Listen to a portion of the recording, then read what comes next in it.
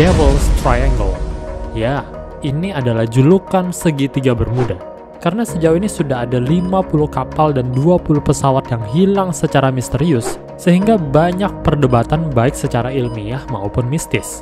Hingga muncul 5 spekulasi mistis yang beredar. Ada yang bilang hilangnya kapal dan pesawat di sana dikarenakan intervensi alien yang tidak dapat terdeteksi radar. Lalu ada juga yang bilang dikarenakan portal waktu dari lubang cacing untuk masuk ke dimensi lain. Kemudian ada juga yang bilang roh jahat karena sering sekali terjadi perubahan cuaca secara tiba-tiba. Belum lagi teori tentang monster laut seperti cumi raksasa dan anomali medan magnet yang dapat mengacaukan sistem navigasi. Tapi, apakah teori itu memang betul? Sebenarnya ada misteri apa yang terjadi di perairan segitiga Bermuda?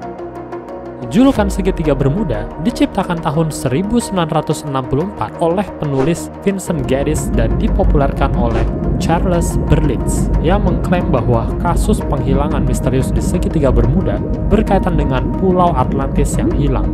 Dan bukunya terjual 20 juta kopi, sehingga sejak saat itulah segitiga Bermuda makin populer dan menarik perhatian banyak orang.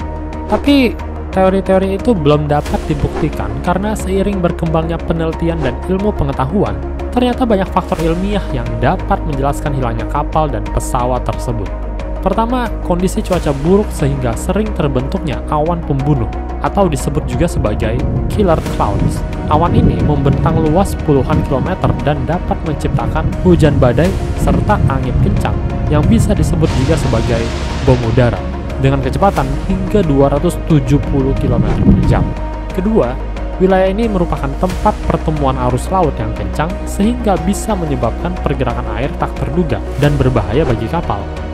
Ketiga, di wilayah ini juga terdapat banyak karang dan perairan dangkal yang bisa mengakibatkan kapal terdampar dan mengalami kerusakan, serta merupakan tempat pertemuan 3 lempeng tektonik yang dapat menyebabkan aktivitas vulkanik yang berbahaya.